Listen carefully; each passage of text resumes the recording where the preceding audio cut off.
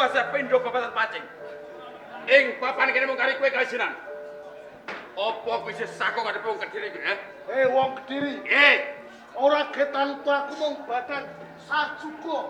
Nanging yen ngedepi prajurit sing dedapurane karo rupamu. Aja mleh mung rangkep siji. Rangkep 1000 dening kowe. Parat kowe ayo. Oh, ayo. Ayo. Cukup. Wong kono. Nggih. Peperangan ing trimo adu atau sing balong kandeleng tak kira bakal kampungan. Sing karepe. Ing papan kene sawangan. Gua kok ana kedadean opo iki, Aku malah.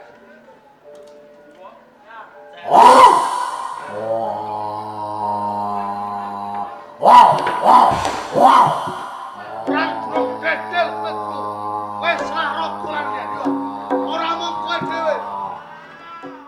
Iya.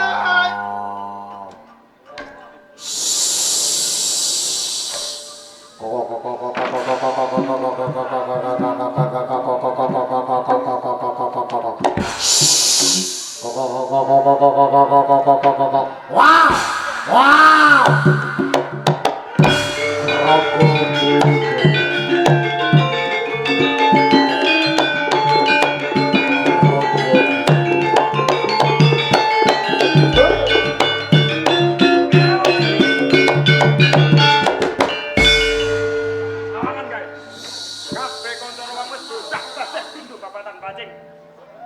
Banjur apa sing bokar pare? Yen nyoto kowe satrio kami kowe. Ayo. Maju kan. Rida ning ati tan bisa bedah utane mesti senajan to. Aku tumeken ning pati, nanging patiku ngrabuhi marang aku. Yen ngono budek kene papan kene. Pati dengan wis.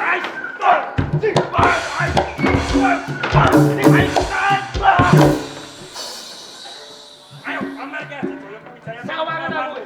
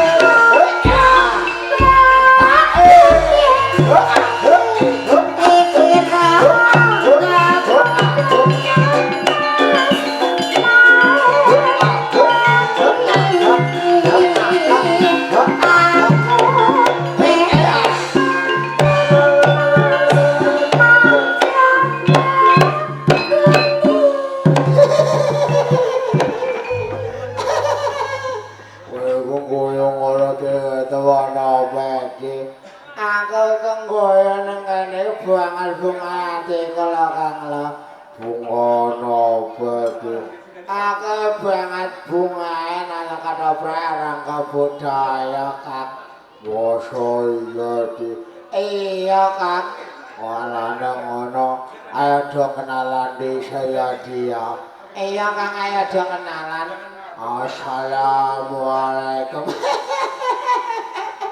Ngene iku kenalan ngene iku wis biasa lho, Kang. Lah sing ora biasa iku piye? Sing ora biasa ngene iki lho. Wandek, ayo jek wong ora dadi keplasi ya, ayo. Ayo. Antene dhewe ya, antene dhewe ya, Kang ya. Iya, antene kenalan sing ora biasa iku piye tadi? Ya iki lho, Kang. Iki lho. Kandal kaline wungu. Iki dulur aku. Anake mengko mumpang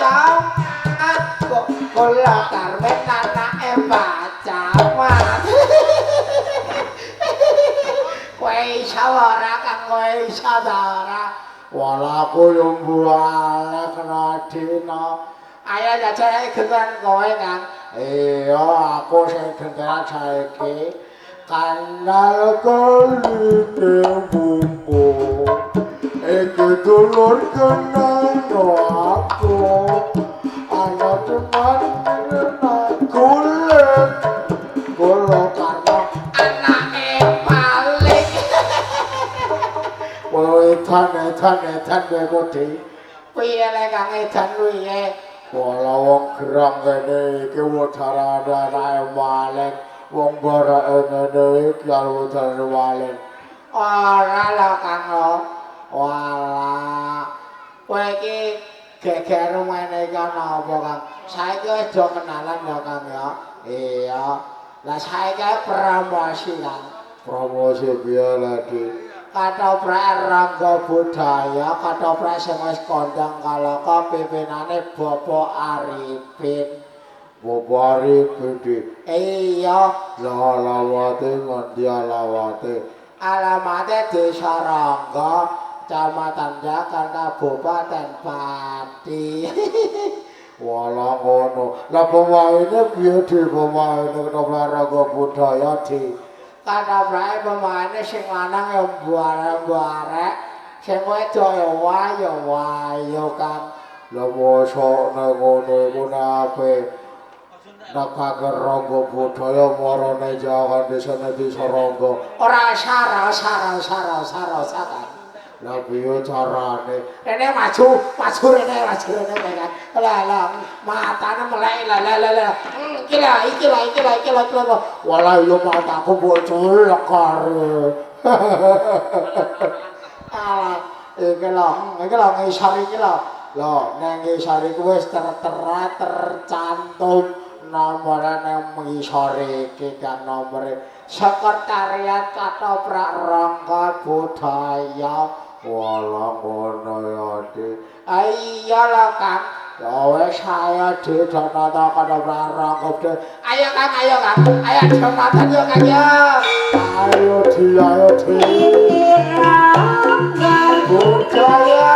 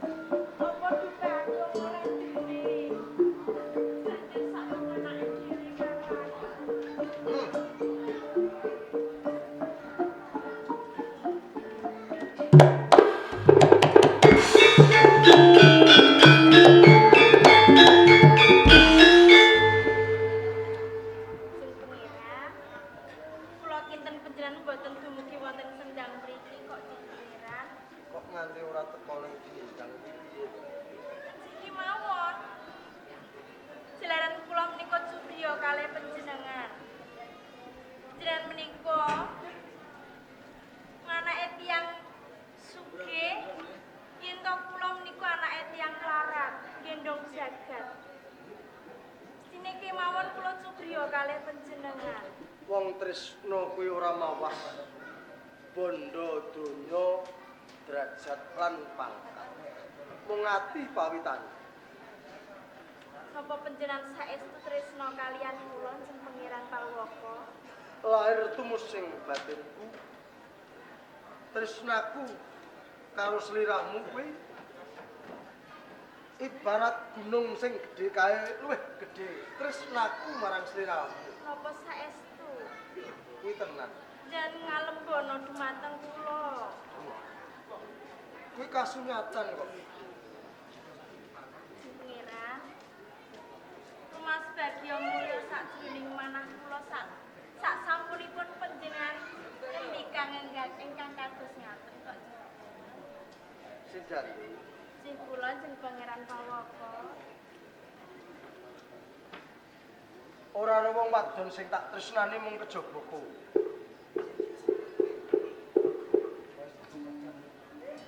Napa nci? Upama aku goro aku gelem ditabrak sepeda yo gelem. Namun ngendikan kados ngaten to jeng Pangeran. Kula petados yen to panjenengan menika tresna kaliyan kula. Semonten kula lajeng tresna sanget dumateng panjenengan kok jeng Pangeran Palwaka. Wis dinten sing godhonge ngrembuyung kae dadi pasusen. Gedene rasa tresnaku karo sliramu. Srigandi.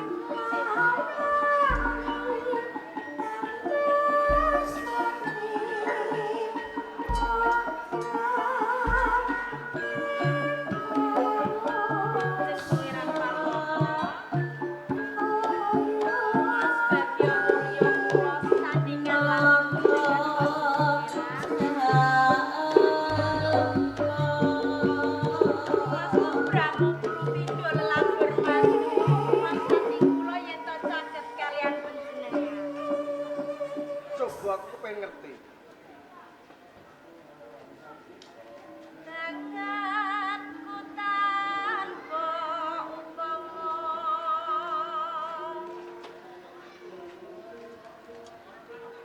ring sliramu kang dadi telenging ati. Bagya mulya. Yen to sesandingan karo wong sing ditresnani. Was lawas kanku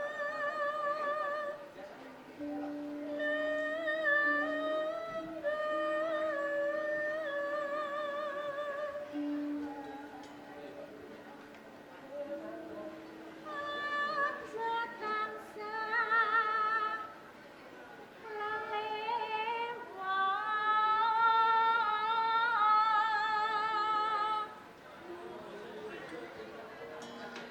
Keling ono janjimu dina kapungkur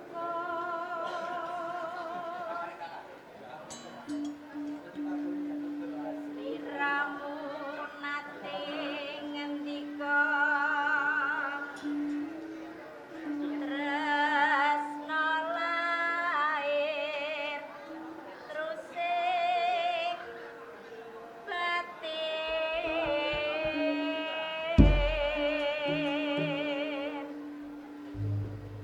Lajeng Jeng Pangeran. Aku kok bingung. Lah kok bingung wonten napa to? Isen jare. Memanismu kangu jiwa.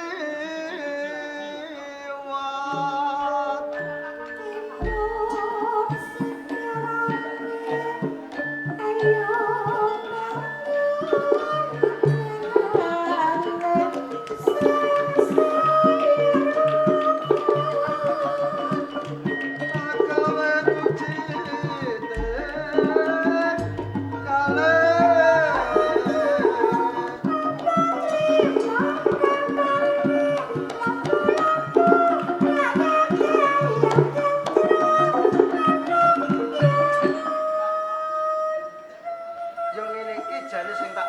arep ning nek pinuju ketemu kuwi rasane leh deg-degan kok koyok saya banter. Napa sih jeng pengira?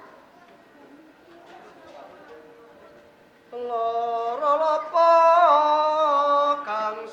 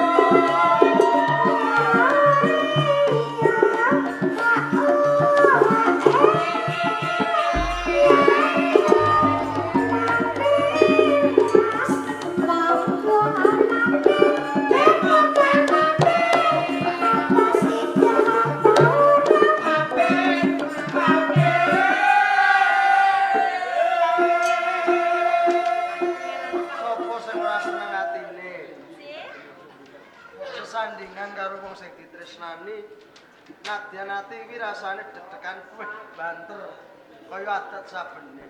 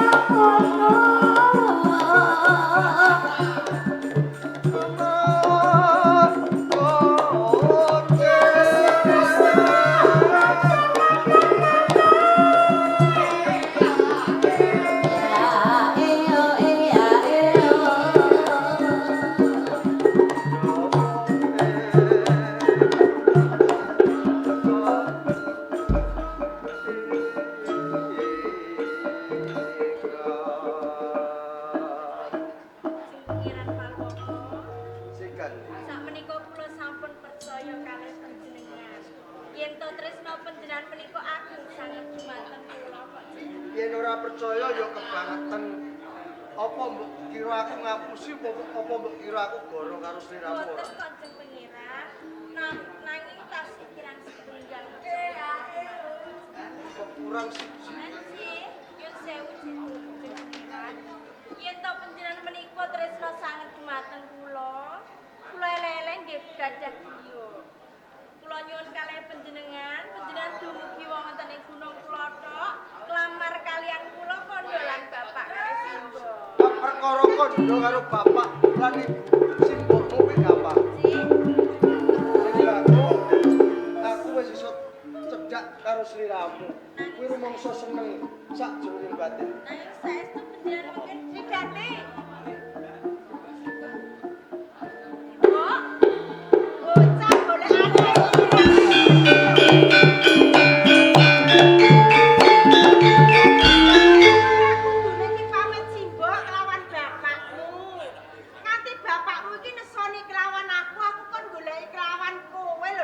sampean mau kongkon Sridanti iki golek rencek. Lah kok sampean goleki nyatane nek kula teng alas golek rencek.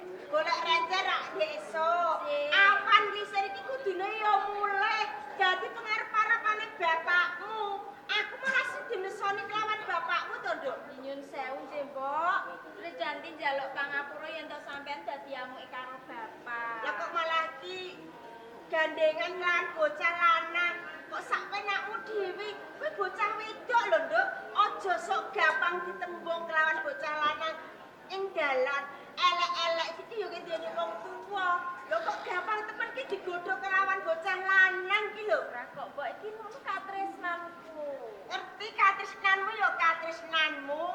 Si Mbok iki uga ora ngalake kelawan kowe yen dene senengan. Kudune ya ora carane ora kaya ngene di tengah di dalan iki kaya ngono. Simbok, tenan iki aku ketemu karo Pangeran Parloko mengarep kondo yen to Pangeran Parloko iki arep tak jak ning gone omahe sampean kondo lan bapak karo sampean lho, Mbok. Nak kondo kudune yo Pangeran Parloko kondo karo bapakmu. Kok malah kowe iki ketemu ning dalan kaya ngene sarung dinuru nak dingerteni tangga teparok. Bocah wedok iki sing ati-ati lho, Nduk yo. Simbok. Monggo. Anggenipun duka mbok yo sampun. Ampun dipun lajengaken. Pripun kok mboten dipun lajengaken to, Den? Lah niki sidang ini anak kula, bocah wedok kula kok dolanan iki kudu ngerti wayah. Kok malah sampean iki nggodho di tengah dalan to, Den? Kula mboten kok nggodha menika mboten. Ning lahir batos kula tresna dhateng lare sampeyan. Nak sining carane mbatos kados ngaten. Panjenengan iki kedah nembung kalian bapakipun diganti. Ayo mulai. Mengko wae to, Mbok. Kok lah kamu kok dadi arep-arepane bapakmu. Lagi ketemu sedelok kok wis dijak. Belum mulai ora kowe. Kadang tak kandhake bapakmu. Ayo, ayo.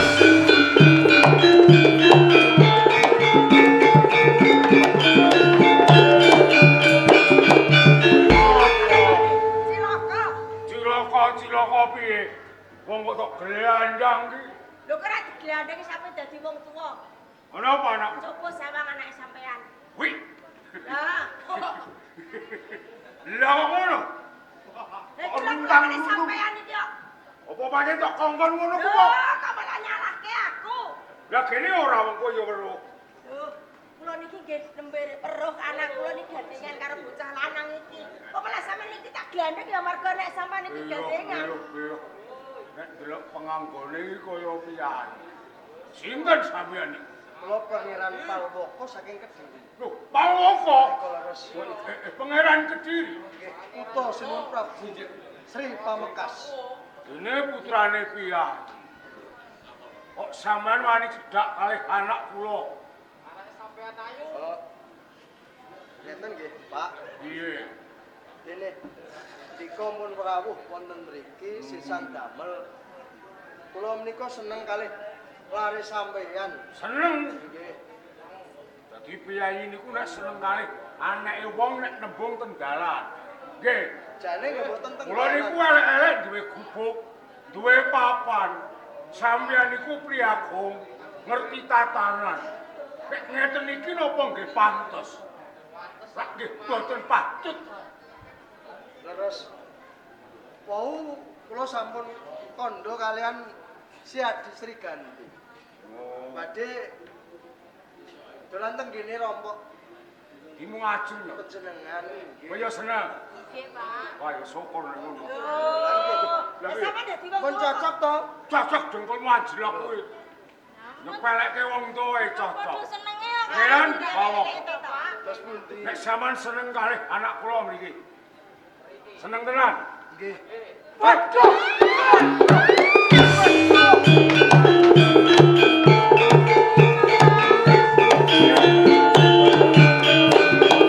Kok malah sampean Kene, cilaka lho Pak nih. jero kapane? Kok nek sampean dihukum. Hukum. Kok malah gampang. Wis ora apa-apa. Pancen iki sing tak butuhke Pangeran Palwoko. Mergo kabeh iki wis ana ing perintah.